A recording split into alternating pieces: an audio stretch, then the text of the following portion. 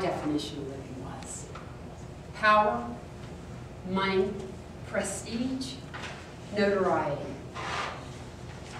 My ex-husband and I started a business, and within 3.5 years became a multi-million-dollar business.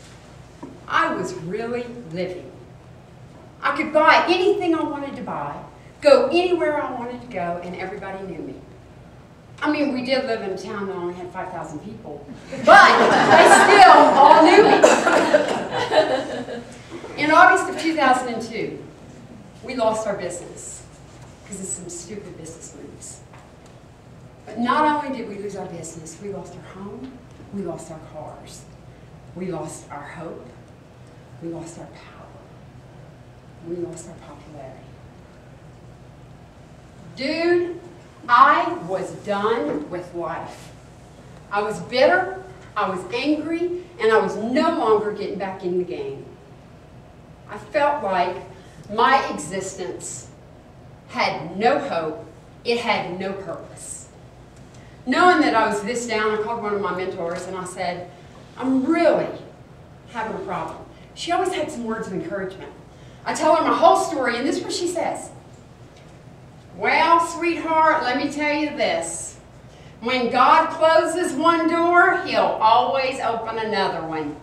But in your case, I'm thinking I'd look for the closest window and jump out of it. Oh my God. It was in Walmart and I wanted to jack slap her.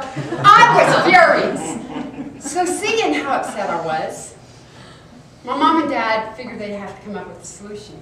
They called me up. I knew they always wanted to do this. Stephanie, we're shipping you off. And shipped me off they did. They shipped me off. 10 days later, I found myself on a boat to Cancun, Mexico. Figured, I'm going to eat myself into oblivion. I'm going to drink until I cannot stand anymore. And maybe that will become my new way of living. As soon as we got to Cancun the next morning, that boat docked and I ran out that door, all the way down the dock. I was looking so forward to riding on the dolphins. That was the highlight of my trip. No, take that back. Drinking and eating were the highlight of my trip. I mean, I drank and ate so much that I could not have taken the clothes I brought with me off with a crowbar. And I know you've all felt that feeling before when your pants are so tight that you just got to keep doing this and this and this to get them off. Thank God I brought a sundress that looked somewhat like a muumuu and a tent put together, because that's the only thing that I could wear on my way home. I get all the way to the dolphin tank. It is such a surreal feeling. Emerald green water, trainers standing right by the dolphins swimming. I have flip-flops on. I take those babies off. I put them underneath my arms. Because at this point, I don't give a flip what happens to me in life, Joan. I really don't care if I end up in Mexico, in a jail, or in the United States. I didn't care. I took off running as fast as I could. And I did the biggest Louisiana cannonball you ever want to see. Yeah! It was so good. I mean, I was pumped. I scared the instructor half to death and anybody within 100 feet. No telling what kind of trauma I caused Flipper. I bet you Flipper is still in therapy even more than I. Now that's a lot of therapy, Jackson. After being reprimanded by the trainer, I turn to the side and I see a woman being rolled down towards the pool. Her skin's a very yellow color.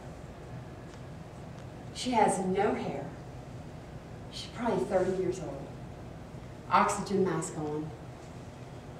But she's got the brightest, bluest eyes I had ever seen. They were full of life. Her husband, I assumed it was her husband, his face was strapped with fear and pain and sadness. He took his arms, took her out of that wheelchair, and lowered her into the pool. Once he lowered her into the pool, she turned to me and said, I'm Lonnie. How are you? I was speechless, first time in my life. I went, fine. The instructor's right here. And he said, who's first? Lonnie said, I am. She beat me to the punch. Nobody beats me to the punch, especially somebody that is really sickly like this. But she was on it. She got on that dolphin, she grabbed onto that dorsal fin, and she started riding around that pole. She started riding the second time. My thought was, is this really living? The third time she went around that pole, she had a smile from ear to ear that could have lit up a midnight sky. She got back from her ride. She turned to me and said, I've always wanted to do this.